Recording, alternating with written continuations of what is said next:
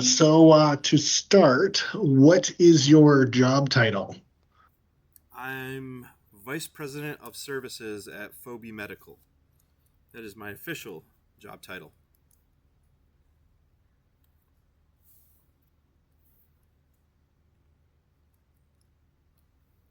Sorry, my apologies, Vice President at where? Of Services at Phoebe Medical. Is that Phoebe Medical? Yep. Perfect.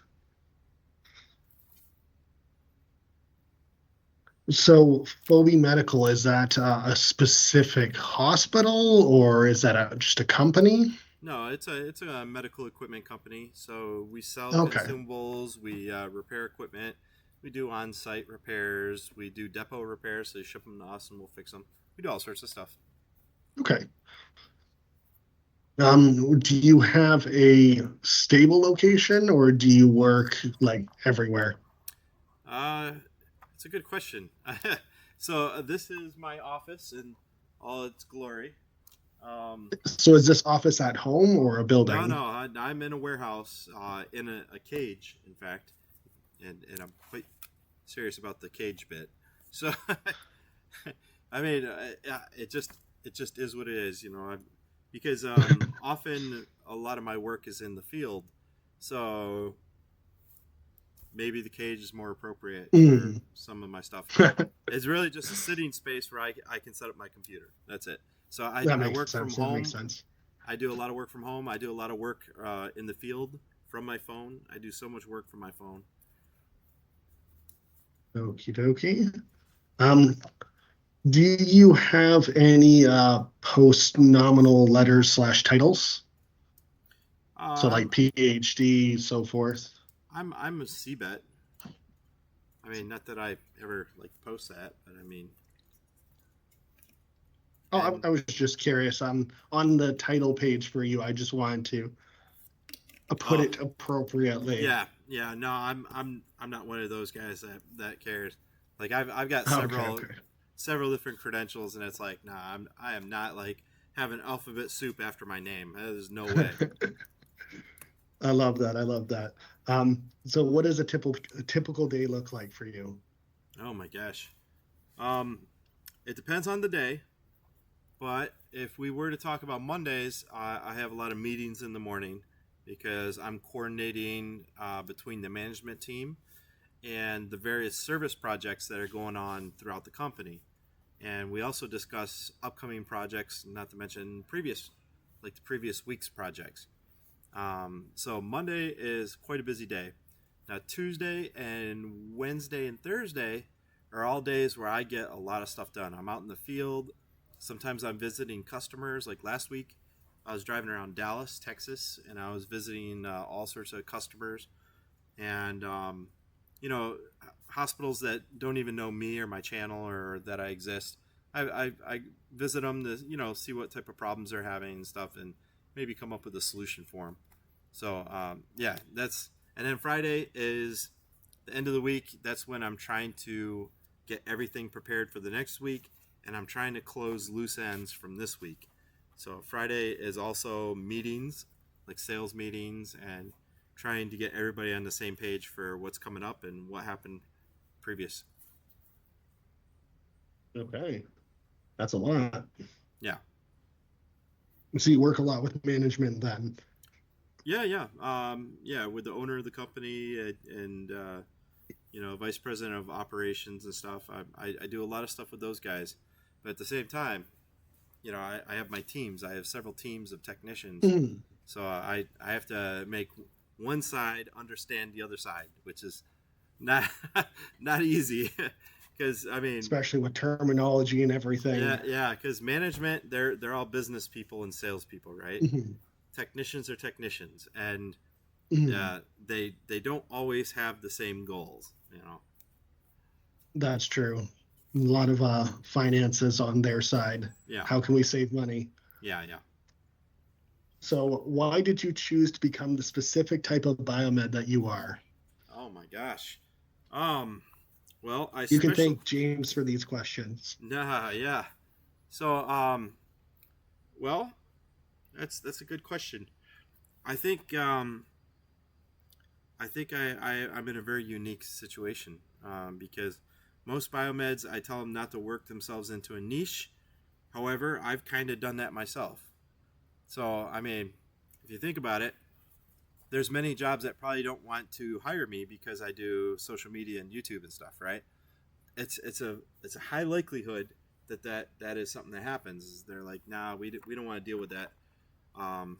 Because there's a lot of liability, but there's also a lot of power that's associated with that, and all it takes is one thing that you mess up, and the entire industry knows it. So, Hmm.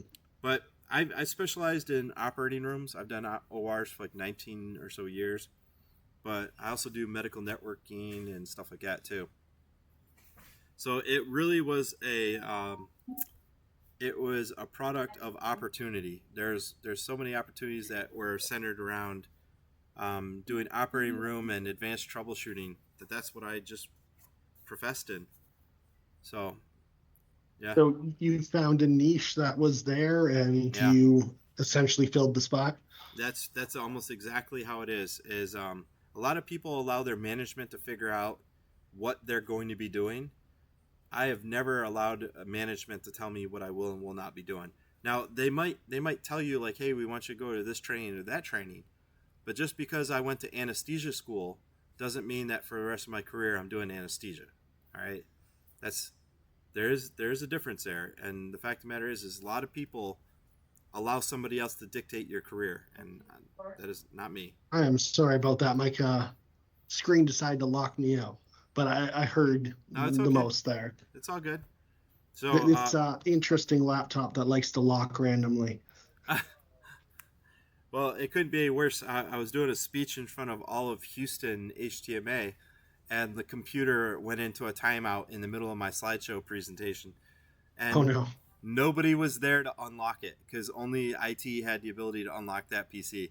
So I'm up there in front of, I don't know, 100, 200 people, and I'm on a stage. The computer's locked out, so my slides aren't there, and I have to continue talking in front of everybody and making everybody laugh and whatnot while they That's fig- hilarious. yeah. It's so, I mean, you never know what's going to happen. Yeah, no kidding. That's tough. I'm glad you were able to pull it off. No, it's nothing but experience, man. So this is a strange one, and once Sure. again, you can thank James for this. What are the five clinical areas that use the greatest number of medical devices? Okay. Not too hard to say. Number one is almost always going to be operating room. So they have the most equipment, hands down. Um, ER is going to have a lot of different equipment. Um, Patient rooms like ICUs are going to have a hell of a lot of equipment. And from there, we can kind of break it up into sub areas. Um, Here's one that's going to throw them for a loop: physical therapy. Physical Okay, therapy has 100 different models of equipment because there might be three different types of exercise bikes. So I bet you nobody will be given that answer, but it's guaranteed to be true. Physical therapy has a wider variety of equipment than most other places. I like that. I like that. So, what are the primary users of the technology in each of those areas? Okay. So, the operating room. Yeah. OR, you're going to have obviously surgeons, um, but surgeons only touch some of the equipment.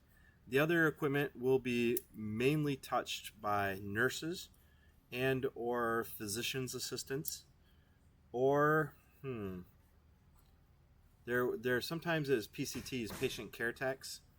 Um, so operating rooms is mainly going to be surgeons and nurses that are touching it. However, Mhm. if you go to physical therapy, you're going to have physical therapists, and you're going to have patient care technicians. So there's different levels of physical therapists in physical therapy. So you got your doctors, and then you're going to have your certified physical therapists, etc. So very different answer on those. Uh, But yeah, so Sorry, if go ahead. if you get into the ER, it's almost always going to be nurses. Nurses are, Nurses. yeah, doctors almost never touch the equipment in ERs. Doctors are consultants for the most part. They come in, they see the patient, they discuss what's going on, and then they read the chart. So doctors don't really Okay. touch equipment in ERs. ICUs, you're going to have doctors and nurses, and you're going to have like certified doctors and nurses for ICUs. So Okay. The other one, patient rooms. yeah, patient rooms. It's going to be patient care technicians and nurses.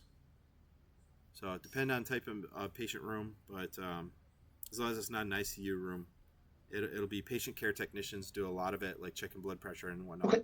and then nurses on top of that. Oh, I love James sometimes. So, what are the five most common devices in each of those clinical areas? Okay, so let's I guess let's start with patient care rooms. We'll go from the simplest to the most complex. So, patient care rooms, you're going to have vital signs monitor or patient monitors, which are not vital signs monitors. There's two different things. So, Okay. yep. And then you're going to have thermometers. You're going to have weight scales, and I'd say the hospital bed. And we'll call that a medical device. What we do in our class. So, Yeah. all right. And then let's go to the next basic one, physical therapy. In physical therapy, you are going to have weight machines, a variety of different types of weight machines. You're going to have exercise bikes, and there's different types of exercise bikes. You're going to have treadmills. There's a couple different types of treadmills that they'll have. And then there will be load resistance measurement machines. And there's a variety of different types of load resistance machines. And then you'll also have vital signs monitors. Okay. Okay. Thank you. So, we have the ICU next. All right, ICUs. Depending on the type of ICU, this list is going to change. If it's cardiac ICU, you're going to have balloon pumps and stuff like that. But if it's just a standard ICU, you're going to have your patient monitor. You are probably going to have ventilators. You're going to have the patient bed, and you're going to have thermometers, and you're probably also going to have patient lifts in ICUs. Okay. So we got patient care, phys, ICU, the operating room. Oh man, that's a hefty one. So depending on the type of operating room, I guess we'll just generalize. So you're going to have a surgical table. You will have OR lights and booms. So OR lights are medical devices that are only found in ORs usually. Mhm. Um, and from there, let's say you have laparoscopic video towers. I'm just going to say the whole entire tower, and I won't generalize into individual devices. So we'll say laparoscopic video tower. Okay. And then you'll also have ultrasounds. There's a variety of different types of ultrasounds that you'll have in ORs. And ESUs. There's a variety of different types of ESUs. Okay. I think that's enough for that one. The last one is the patient rooms. Patient rooms. Okay. Patient scales. You're going to have beds or stretchers. And well, if it's like a patient room that's in an emergency room, Emergency room's going to have maybe rapid infusers and stuff like that if there's a lot of blood loss. But regular patient room's going to have a vital signs monitor, not a patient monitor. It's usually a vital signs monitor, ECG, EKG, and you'll have, let's see, patient scales, thermometers, of course, and That's usually, that's yeah, like usually, yeah. If it's going to be an ER, you're probably going to have a boom, like overhead lights and equipment boom. nice. All right, that's good for that one. So one sec. What are the three most frequent complaints or concerns you hear from the users of medical devices? Okay, all right. Most common complaints is this device is not turning on. It's You have to remember 90+% of all problems with medical devices are user error. And that's an easy number to throw out there too. It's over 90%. So not powering on is probably one of the most common ones we get, and that's because the power cord's not either plugged in at one end or it's not plugged in at the other end, and that's very common. Um, Next complaint would be that the cables aren't working. They're going to say that the cables aren't working, and that's because cables interface with the users and they get damaged a lot. Often they get yanked, all sorts of stuff get rolled over by chairs. So that kind of stuff happens all the time. Um, Equipment is beeping. Oh my gosh, the amount of equipment is beeping. And the thing is, equipment doesn't beep for no reason. There's always a reason. So, and it's usually user error. That's the reason. Are you in a room with other people? I'm in the what's it called? It's basically the student services room, Oh, okay. but Interesting. they're in their own place. Okay. Okay, do you have another complaint, or that's good if not? Um, I mean, on like ECG, sometimes they'll get artifact, and that's usually because of user error. They're not applying them correctly. So that's Okay. another very common one. So, on average, how much time in minutes do you spend per day looking for devices, like Okay. looking for things to fix and so forth? Average, you're gonna spend 20 to 30% of your day looking for lost items easily. And sometimes that I just incorporate that with my area sweeps. So I do area sweeps in the morning and then at lunch when everybody else is like least busy or not available. That's when I search their areas because I don't like impeding on other people's work. So during their lunch and stuff is when I'm going through their desk or something. Oh yeah. That's funny. I like that. Okay. What degree of difficulty do you have in identifying a medical device by its authentic name? Difficult, somewhat difficult, or not difficult? Or do you typically use the generic name given by the clinical staff? No, I never use a generic name. Not at all. Ever. No, and I don't usually have a problem identifying equipment. It's physiological traits usually tell you what the device is or what it does. Okay, cool.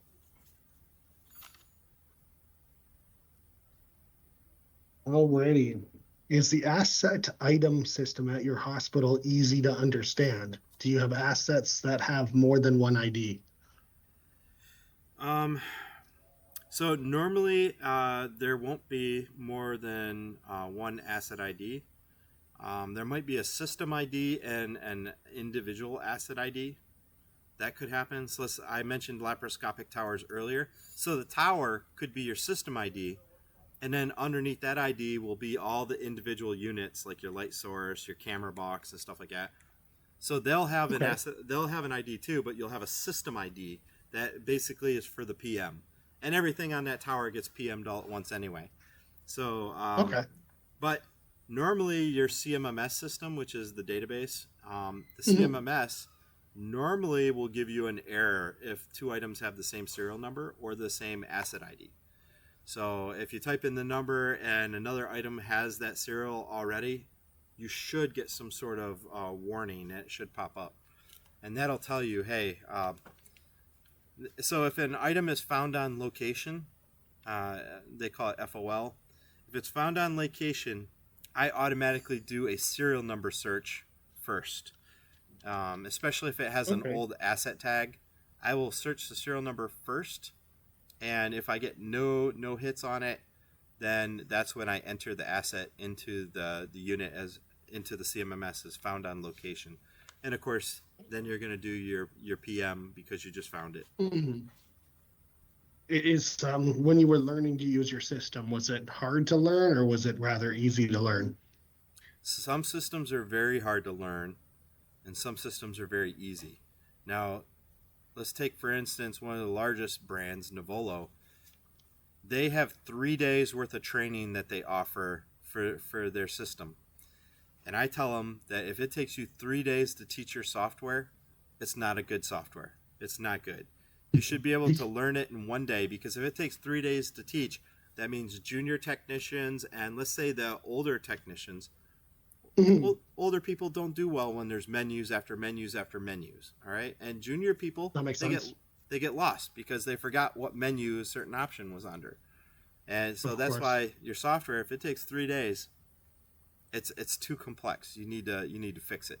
So that's my opinion. So this one says, which clinical maintenance management software application is used to manage all associated with the inventory of medical device technology? So that would be your CMMS system. Yeah, Which one do you use, if it's I've okay to ask? I have used all sorts of different ones, but currently I'm using one called True Asset. Okay. True asset. Mm-hmm. What suggestions do you have about the usefulness of the CMS? Ah, interesting. Um, a CMMS system is a tool, so it shouldn't inhibit you from doing your work and take more of your time.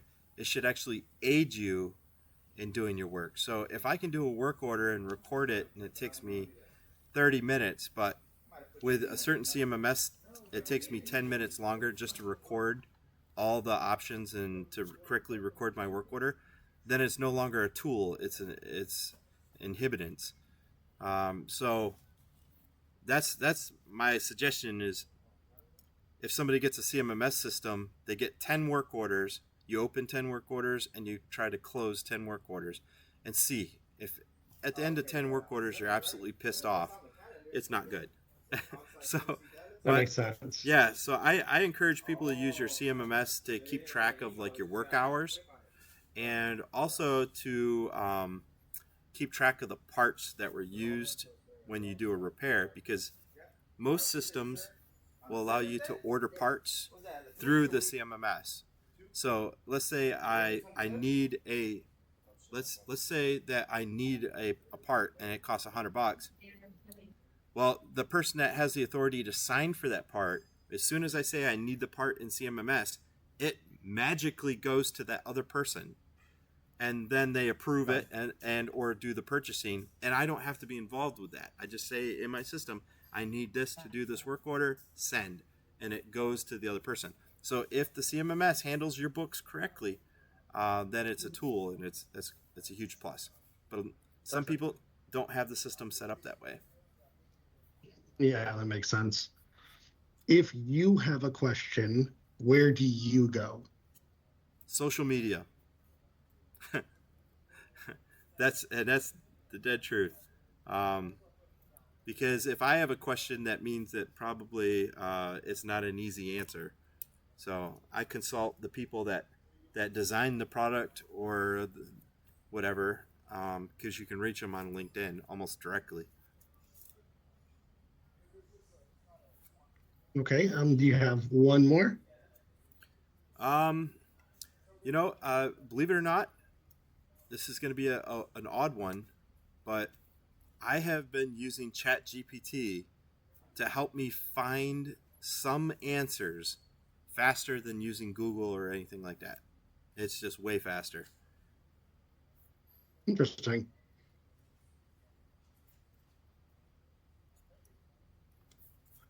Are the operator's service and maintenance manuals readily available for you, and where do you look for them? The answer is no.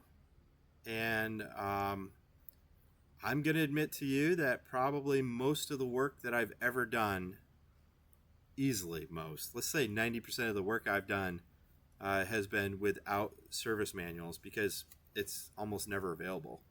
So most of the work you're basically shooting from the hip, and you're just using experience. So, but I do have a huge library of service manuals and stuff that has been collected over the years. So, but I just So they weren't provided to you, you got them no, yourself? no, nobody provides service manuals anymore. That's a pipe dream.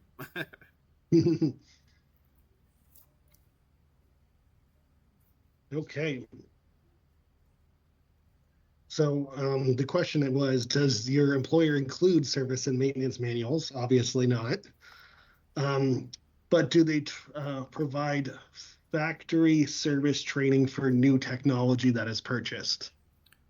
um, so that is something that definitely can be negotiated, and obviously, if you're servicing a new product line, then hopefully that's the case. But I would say only 40 to 50% of the devices out there have some sort of training, and that might even be a generous number. It might only be 20 to 30%. I mean, most items out there simply they do not offer training whatsoever. Okay. All right. So specifically in your organization, do you ever have volunteering positions for biomeds? Yes, absolutely. In fact, I have one or two of them right now. I do a lot of internships, so yeah, we constantly have interns. Cool. So what courses or subjects in school have been most helpful for throughout your career? Wow. Um, well, back in the day, they taught me about Microsoft Excel, but that's when Well, they micro do excel with us too.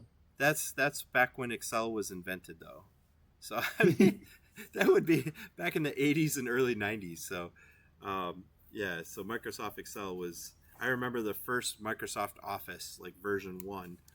Um, Mm. so yeah, Microsoft Excel was probably one of the biggest ones.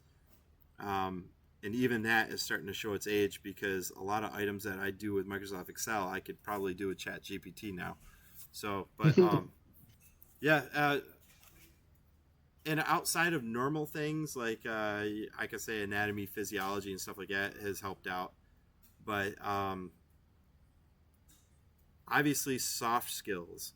My gosh, communication, public speaking, um, those have come and been much bigger advantage to me than anybody else is public speaking and professional communications. So you can be the worst repairer in the world, but if you can communicate effectively, you're going to be a more successful technician just because the customer likes you better. Interesting. Yeah. Okay. What do you feel is the most interesting part of your job? Then no 2 days are ever the same. I could get a call and I could end up on a plane headed to Florida tonight, or tomorrow I could end up going someplace else. But for me specifically, the most interesting thing is the people that I meet and the situations that I'm going to walk into, and and that's either because of social media has allowed me to do that, or um, because I know enough people that allows me to do it. But yeah, it's the Mm. fact. It's the fact that every single day is completely different than the last. Are you familiar with the program at our school that James teaches? Yes, I've talked to people for the last 2 or 3 years. Okay, Yep. so what are some potential starter paths after our graduation? Not from university, from our school. In other words, like what should somebody do as soon as you graduate? Yeah, so we are a 3-year diploma. Yeah. The first thing that I would do if I had no paperwork to my name is I would start reaching out to third party medical equipment companies and volunteering if there's a company that's around you just to do garbage work, whatever they want. And at the same time, I would be going to, like, let's say Fluke Biomedical, to their website, and they have free courses on how to use each and every one of their test devices, and you can get a certificate for free. So your number one responsibility should be networking, knowing people. Like, start networking with everybody in your city. LinkedIn, that should be like your job. Is when you go home at night, you should be finding people on LinkedIn that are in your territory, in your career field, and networking with them. Every single night, you should be working on that.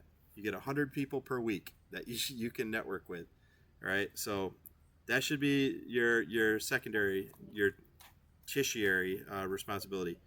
But you should also be studying up and getting paperwork. So if that's your A plus certification, your CABT, you need to get paperwork to your name. All right. So you have to build your network, you have to build your reputation, and you have to build your skills, which is the stuff that's the paper to your name. So your network is LinkedIn. You have to build up your skills by going to a company and working with them, doing free stuff and whatnot. And you have to build up your paper to your name. So you gotta get it. So after that's done, what are the starter positions, like 3 starter positions? Well, I mean, it depends on how much of a hustler you How are. well you do? I mean, because I mean, I've told people like exactly how to make money and stuff, or how to get a job, and they completely didn't listen to me. So I mean, um, it's entirely possible that if you did enough work, that by the time you graduate, you could enter into a trial period and then a Biomed 2 position. I mean, it depends on how hard of a hustler you are. But it's going to be a Biomed 1 position that you would qualify for. And that is considered a learning position. So um, it's an observed position. So you shouldn't be just walking around the hospital by your own. A Biomed 1, they should give you a task and then show you how to do the task and then test to see your skills and your competence. Okay. So is there any entry level position jobs that you can get that's like helping with sales of medical devices? Sure, that's you could. Now that might not help you out in the future because I mean, Hmm. sales, you have to kind of know your product and everything first. You don't know Okay. the culture of the hospital or your client. You don't know anything.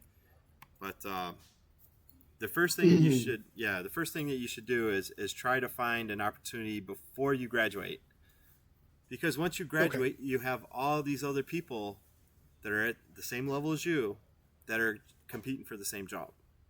So you're already late Okay. to the ball game. If you're waiting till you graduate to find a job, you're already late. Okay. Let's say somebody didn't listen to any of your advice. Okay. What is a fair starting wage for them? Most places, I'd say 40 to 45 thousand a year. Yeah, you're talking $20 to $25 an hour. Yep. Okay. So what are some difficulties and challenges we will meet when we start our first position or even finding our first position? Ooh, okay. Well, okay. You probably not gonna like this answer, but I'm trying not to follow the stereotype too closely. Here's the thing. One of the first things that you're gonna have to notice is that there's going to be the suck. Okay? It's jobs that you don't want to do that nobody else wants to do. And the person that says, I'm willing to do the jobs that nobody else is willing to do, that person is going to get the job. That person's going to get it. Um, One of the hardest things that you're going to have to experience, and again, I'm going to generalize, and that's going to be punctuality. Jesus criminy. I cannot tell you how many people I have interviewed for a job that I was going to pay way over the minimum wage or the minimum biomed job. Mm. And I was going to offer like entry level people like $50,000 to $60,000 a year, and they just didn't show up their first day at work, or something like that. I mean, Wow. punctuality seems to be a problem with the younger generation that I'm going to say openly. Now, obviously, it doesn't apply to everybody, but Of course. it is a huge problem. And then, believe it or not, professional communications. Holy cow. I kid you not. I had somebody just the other day. I should pull up the email and read it to you. It says, "This is my resume." That's it. That's all it said. It didn't say, "Hi, my name is this," or "Thank you for your appreciation or your consideration." No, nothing. It doesn't even say attached is a copy of my resume. It says, "This is Wow. my resume." The end.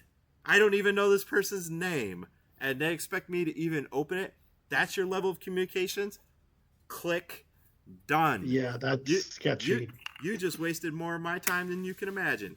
Probably because I left the office, I was pissed off that somebody wrote me something so stupid. Or I had another one that said, "This is such and such." I can't say his name because his Of dad's a course. prominent person in the industry. He says, here's my resume," or "This is such and such," or "I'm the son of such and such. Here's my resume," is what this other person said. I was like, okay. He didn't say like, "Hi, my name is this. I'm interested in working for your company." He says, "Hi, I'm the son of such and such. Here's my resume." I was like, Wow. "Did you really just say that to me?" I was like, "You're lucky I have respect for you." I think I wrote his dad back too, because his dad, was my boss, and he expected a lot of me. So I'm gonna tell him like, Mm. "Hey, this isn't okay, man. Just to let you know." I did. I let him know. I was like, "Hey," That's good. but Everyone's got to learn somehow, right? that professional communications. It seems like such a basic request, but "Hi, my name is," and attached is a copy of my resume. "Thank you for your consideration." Three magical little sentences that I almost never get. That's terrible. I'm sorry to hear that. But that's what you're up against. So I mean, as Hmm. as long as you understand that if that's the gold standard, then it's not really that hard to beat that. So do what you must. Wow. So if you could recommend anything to us for when we graduate, what would it be? So would it be similar to what you were mentioning before, the A I would plus certifications? I would say be prepared way before you even graduate. If if you start looking for a job when you graduate, you're already behind considerably. So you should be getting paper to your name and networking with people way before you graduate. So by the time you graduate, people already know who you are and they already know that you're coming on the job market soon. They should know that before you graduate. Like you should have a job 2 to 3 months before you even graduate. They should know who you are. Maybe go visit the Okay. company or something. I mean, that's just it. Is everybody waits until afterwards, and then they're like, "Oh, I can't find a job." No, you should have had a job beforehand. You just didn't communicate effectively, and you're not a good networker. Okay. Such as the Amy conferences. I've heard that's very good for those. Amy's okay. Amy's kind of designed around uh, more management, but there's Mm. MD Expos, or over here in the United States, we have the HTMA organizations, which are local. And the more local the Biomed meetup, the better, because those are the people that are going to be hiring you, like Biomed managers and stuff. And all it takes is going to one of those events and be like, hey, I'm a student, I'm going to be graduating soon. What hospital would you recommend I go work for? What company would you recommend for me? And they will help you. Like, here, let me call them on my phone. I've done it. I pulled out my phone. People come up to me with a resume. I call somebody up and I'm like, hey, I'm sending somebody over to you. And they end up getting Nice. hired. I just ran into him like last week. Dude was hired. So yeah, so it's about who you know and networking primarily. Okay. If you could change anything within this industry, what would it be? Hmm, that's a good one. Dang. Uh, I if I That could one's my change question for you.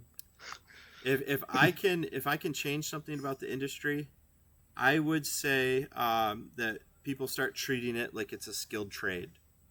All right, we're a skilled trade, which means that we only move forward with the sharing of information from mentor to mentee. And there's a lot of people that complain because nobody's sharing information with them, and that's a mentality and a mindset of people that have come before us. And Mhm. we're a skilled trade that there's a lot of old folks and stuff that don't want to share any information with the new guy because they're worried about job security and stuff like that. It happens a Mhm. lot. But that when does that happen in plumbing? When does that happen in electrical? When does that happen in welding? When does that happen in manufacturing? None of that ever happens to other skilled trades. It only happens to us. So if I was going to change one thing, I would change it the standardization and the mentality of what we do. And I don't know, maybe I would even consider creating an official license to be a biomed. Kind of like you have to have a license to cut hair. Nice. I like that. That's a good answer. Thank you. Yeah, you're welcome. What is the most stressful aspect of a career in BME? Oh my gosh, the most stressful aspect. Um, Man, I think that's kind of changed over time, but I would say being overwhelmed is going to be extremely stressful. You're going to be overwhelmed because people are going to expect you to know an answer. Like, there are hundreds of different models of equipment in a hospital. Any hospital out there, there's hundreds of different types of equipment. And they're going to expect you to be an expert on every single one of them. However, it's always plausible for you to tell your customer that, do you mind if I go and do some research on this and I'll get back to you? It's such a simple phrase. And I mean, if you say, I've never seen this before, would you mind if I get back to you? I'm going to go and do some research. They are more than happy to do that. I always tell them, you mind if I get back with you on that?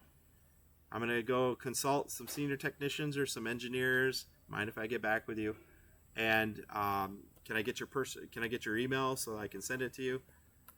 Even if it's a surgeon, they will give you their email or their cell phone number so that you can get back with them on what's going on with their medical device. So Okay. it's crazy. It's such a simple phrase, but just telling people, hey, um, I've never seen that. I wouldn't necessarily say I don't know because there's a negative connotation on that. So Mhm. if you say I've never seen that before, mind if I go consult some engineers and get back with you? And I would I would hesitate on ever saying I don't know. I would always hesitate on that Okay. because they automatically infer competence is directly related to whether or not you know. So as soon as somebody has no Understandable. yeah, and that's just human traits. So I Mhm. would always refrain from using I don't know. So I have seven more for you. So I hope you Sure. still have some more No, time. no, Okay, no. cool. Let's do what you got. All right. What was your first experience in a live medical setting? May it be OR, ER, or anything like that? Dang. Okay. Um, that's a good one. My first one, damn, that was like 21, 22 years ago. It was beginning of 2004, and I remember being given a stack of work orders, paper work orders, and they said, get to it. And they sent me up to the operating room with no more instructions. And when we got up there, We didn't even know about the red line and not crossing the red line or anything. Luckily, I was instructed by a male nurse who took some time to show us the etiquette for operating rooms, how to dress out, and where to get our scrubs and stuff. And that was my first time. There was no hand holding or anything. They just said, "Here's your work orders. Go do it." And yeah, Okay. On that note, we watched your PPE video yeah. yesterday. It was very informative. I really liked that one. What's crazy is nobody else, not even hospitals, were doing training on PPE. And you watch how they like put it on and take it off, and they're like cross contaminating themselves, and it's like, God, you idiots! But this is happening all throughout COVID and everything. So like they take all these precautions, and then like they don't even wash their hands or something. It's so crazy. So that's why I created that video, is because I was frustrated. No, it was very informative. It helped a lot of us students in the class. We Oh, actually had to follow along with it and everything. oh, It really? was good. So Yeah. so your instructor told you to watch that video? Yeah. So James told us to James Linton. Yeah, yeah. Yeah, he made us watch it and then gave us basically set us in pairs and then got us to quiz each other on the donning and doffing process. That's excellent. Yeah. I did that one in my garage, and that's like I said, it's because I was so frustrated that nobody was doing it correctly. So I did it improv just based on my memory of doing it. So I hope I got everything correct, and I'm pretty sure I did. No, So no, it looks good. all Looks right, good. And we did some research after, and you did better than most of the research we did after as well. okay, damn. So I was gonna ask, have you stayed in the same section of the job or explored different fields? But kind of obvious you've been a little everywhere, right? Yeah, yeah. I mean, now I'm touring companies, and now I go and speak to colleges and stuff. I do things that probably no other biomed has ever done before, which is it's I'm eternally grateful that this has happened. But so yeah, like I don't know. I've got like a list of companies that I'm going to visit later this month. In fact, I was just writing out the schedule today. So If you come out to Windsor, you should stop by the school. you know something? I live in Michigan. Well, my family's in Michigan, so Mhm. I was thinking about actually stopping up there sometime. Well, if you do, send me an email. I would love to meet you and see you at the school. I'm sure my teacher would love you to come by the class. We'll see about that, man. Because I sometimes have equipment that needs repaired up in Ontario. Mhm. So Windsor, Cool. man, I used to go drinking across the bridge over there Most back Americans do. back in the day. Yep. So, what is the worst slash hardest part of the job in your opinion? Oh my gosh. Well, that's also changed over the years. Now the hardest part about the job is that the job is now about numbers more than it is about patient care. So now people are more concerned with meeting their quotas than they are whether or not they're doing the job correctly.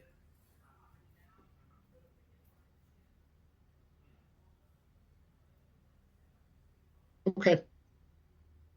Would you pick being a biomed again if you could go back in time, or would you explore a different career path?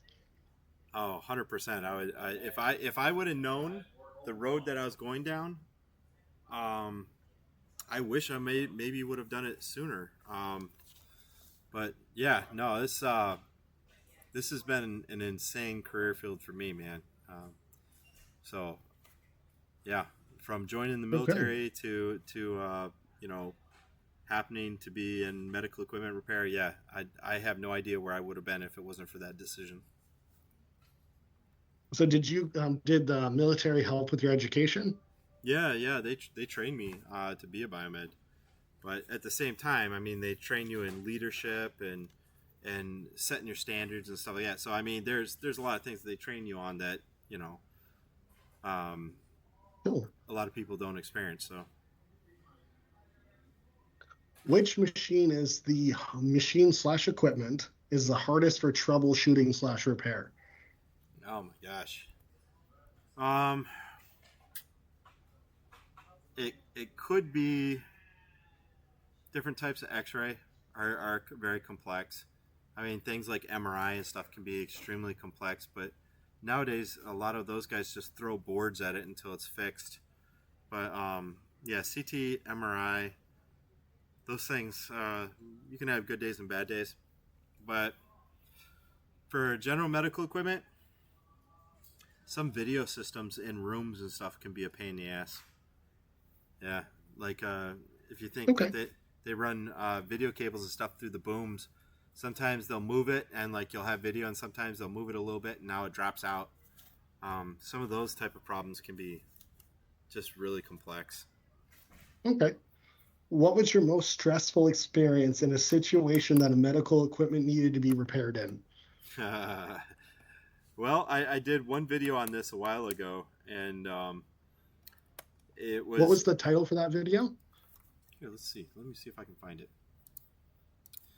Because I'll Uh, make notes on that too. I think it was one of my story times. Here, I'll look it up on my phone. It's way faster. Okay. I'm pretty sure I did it as a story time because I had some crazy stories. Um, Story time, something to think about.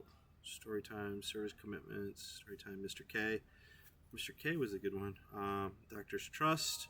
That one was pretty stressful. Shocking findings. Biomed story time. Dang. Well, if you do my story time videos, you will see several of them. But the particular one that normally would be extremely stressful would have been the time that a doctor told me to leave the operating room, and the medical device had propofol that dripped inside it, and my Biomed 2 was following me around, one of my team members, and I was searching all and inspecting all the room while a surgical procedure was going on, and the anesthesia doctor said that they'll deal with it later. There was propofol dripping inside of a machine, and she wheeled it back behind her. And I said, "Ma'am, that equipment's going with me." And she says, "No, you're going to leave my room right now." And I said, "Ma'am, that equipment is going to go with me." And I said, "I'll get you another one. We'll take care of it."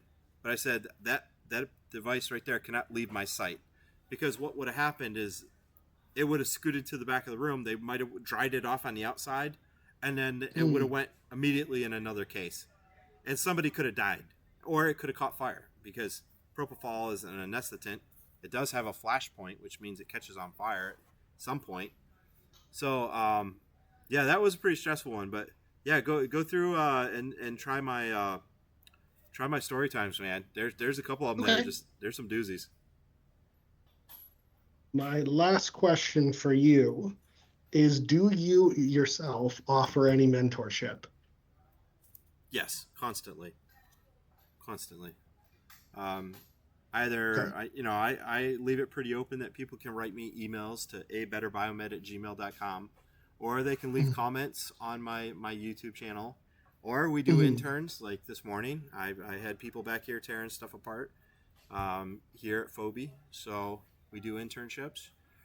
But yeah, or I visit hospitals sometimes, and I was just at a hospital last week, and I was guiding the technician that was on site through what they should do next, or through a project or something. So there's that kind of mentorship. So yeah, I do all sorts. Cool. Alrighty. Well, you've been more than helpful. You gave me a lot of information here, a lot to go over. Okay, Um, with the question about mentorship, if you are open to it, I would like to email you sometime here and there and oh get sure, some advice. yeah, no problem. Perfect. And if anything, I'm going to set up a more regularly scheduled event where it's not just me. It's going to be Mm. other like industry experts. And let's say we answer everybody's questions on, let's say, CT or getting into imaging.